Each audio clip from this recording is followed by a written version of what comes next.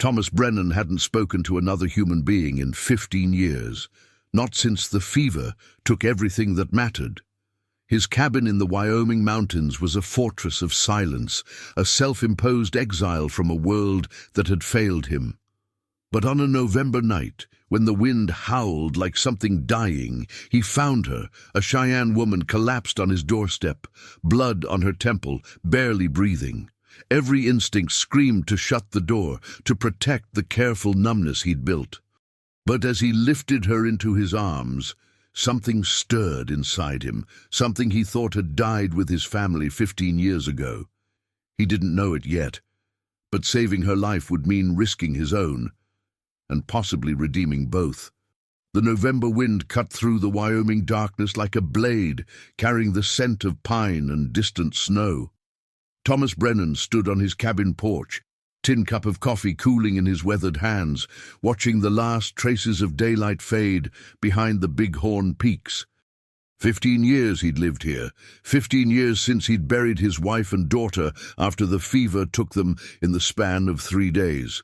The isolation had become his penance, his protection against ever feeling that kind of pain again.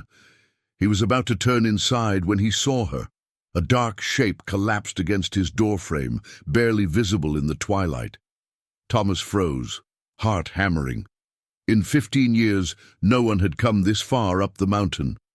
His hand moved instinctively to the rifle by the door before he registered the shallow rise and fall of breathing. A woman. Cheyenne, by the beadwork on her torn dress and the way her long black hair was braided. Blood had dried on her temple, and her lips were cracked from exposure. She couldn't have been more than 25, unconscious and dangerously cold to the touch. Every instinct screamed at him to shut the door, to preserve the careful numbness he'd cultivated. But as he knelt beside her, something deeper stirred, an echo of the man he'd been before grief had hollowed him out. He lifted her carefully, surprised by how light she was, and carried her inside to the warmth of his cabin. Thomas worked through the night with hands that remembered doctoring from his father's teachings. He cleaned the wound on her head, a glancing blow from something hard, and wrapped her in his spare blankets near the fire.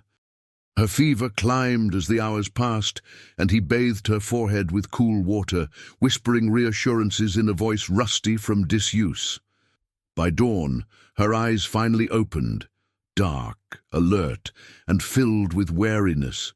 She tried to sit up, wincing at the movement. "Easy," Thomas said, holding up his hands to show he meant no harm. "You're safe here. You were hurt." She studied him with an intensity that made him uncomfortable, as if she could see through 15 years of solitude straight into his soul. "Why?" Her English was clear but accented, the single word carrying weight. "Why what?" "Why help me, your kind?" "They don't." The bitterness in her voice told stories he could only imagine. Thomas poured water into a cup, offering it to her. "I'm not my kind. I'm just a man who found someone dying on his doorstep." He paused, then added more softly, "My name's Thomas. Thomas Brennan." She took the water, drinking slowly, never taking her eyes off him. "Ayanna," she finally said. "My name is Ayanna." Over the following days, Thomas learned fragments of her story during their careful conversations. She'd been fleeing from traders who'd attacked her camp, killed her brother, tried to take her. She'd run for 3 days straight through the mountains before her strength gave out. "You're the first person I've talked to in years," Thomas admitted one evening as he changed the dressing on her wound. "Really talked to, I mean." Ayanna watched his hands work with practiced precision. "Why alone? Lost my family. Decided it was easier to stay that way." The words came easier than he expected, as if her presence had loosened something long locked inside him. "Easier?" she echoed. "Or just less painful?" The question hung in the air between them, unanswered but profound. As Ayanna's strength returned, Thomas found himself looking forward to their conversations. She moved around the cabin with growing confidence, helping with small tasks despite his protests. She taught him Cheyenne words, while he showed her how to read the weather in the mountain clouds. The silence he'd cherished for 15 years suddenly felt oppressive compared to the sound of her voice. But the past had a way of creeping back. One afternoon, Ayana found the small wooden box on his shelf, the one containing a lock of golden hair and a child's carved doll. "Your daughter?" she asked gently, holding the doll with reverence. Thomas couldn't speak, just nodded. The grief rose in his chest like a physical thing, threatening to choke him. "Hannah. She was 6. My wife, Catherine, followed 3 days later." His voice cracked. "I couldn't save either of them. What kind of man can't save his own family?" Ayana set the doll down carefully and moved to sit beside him. "The same kind who saves a stranger bleeding on his doorstep. The same kind who gives up his bed, his food, his safety." She touched his weathered hand. "You saved me, Thomas. That matters." "I abandoned the world," he whispered. "Hid up here like a coward." "No," she said firmly. "You survived. There's no shame in that." Her eyes held their own shadows.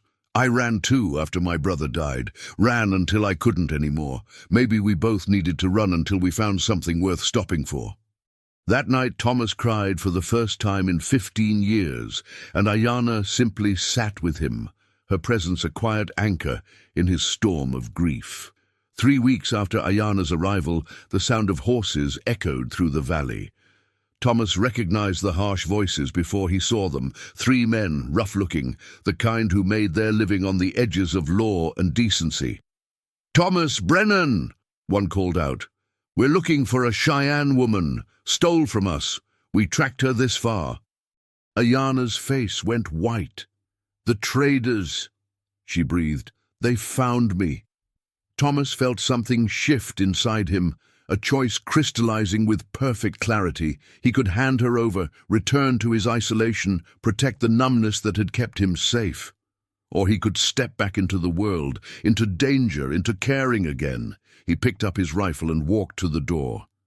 "Get off my land," he called out, voice steady despite his racing heart. The lead trader, a man with a scarred face and cold eyes, laughed. "That Indian girl belongs to us, old man. Hand her over." "She belongs to herself," Thomas said, "and she's under my protection. Now, leave." The men exchanged glances. One reached for his gun. The shot that rang out wasn't Thomas's. It was the warning shot from Sheriff Wade Garrett, who'd ridden up with 2 deputies behind the traders. "I suggest you boys do what Mr. Brennan says. I've been tracking you since you burned that Cheyenne camp. Murder, assault, theft. I've got warrants for all 3 of you." The traders' confidence evaporated. Within minutes they were in irons, being led away down the mountain. Sheriff Garrett tipped his hat to Thomas. "Heard you'd turned into a ghost up here, Brennan. Glad to see I was wrong." He glanced at Ayana, who stood in the doorway. "Miss, you'll need to give a statement in town, but then you're free to go wherever you choose." Spring came to the mountains with a fury of wildflowers and rushing snowmelt. Thomas stood on his porch, no longer alone, watching Ayana tend the small garden she'd insisted on planting. "You know you don't have to stay," he said, though the words cost him. "Sheriff said you're free to rejoin your people if you want." Ayana straightened, brushing dirt from her hands. In the months since the trader's arrest, she'd grown stronger, more vibrant. But so had he. The cabin that had been a tomb for 15 years had become a home again. "And if I want to stay?" she asked, meeting his eyes. "If I told you that I've been running my whole life, and this is the first place that ever felt like I could stop?" Thomas's throat tightened. "Then I'd say I've been hiding my whole life, and you're the reason I finally stepped back into it." She moved closer, taking his rough, scarred hands in hers. "We saved each other, Thomas. My brother used to say that's what second chances look like. 2 broken pieces that fit together better than they ever did whole." He thought of Catherine and Hannah, of the guilt and grief he'd carried like stones. But for the first time, he could remember them with love instead of just pain. "I'll never forget them," he said softly. "I would never ask you to." Ayana replied. "Just like I'll never forget my brother. But maybe we can honor them by choosing to live fully again." As the sun set over the Bighorn Mountains, Thomas Brennan realized that redemption hadn't come in grand gestures or dramatic moments. It had come quietly, in shared meals and gentle conversations, in the simple act of opening his door to someone who needed help. He'd spent 15 years alone, convinced he deserved nothing more. But standing here with Ayana, watching the world come alive with spring, he understood that second chances aren't earned, they're accepted. And for the first time in 15 years, Thomas chose to accept his.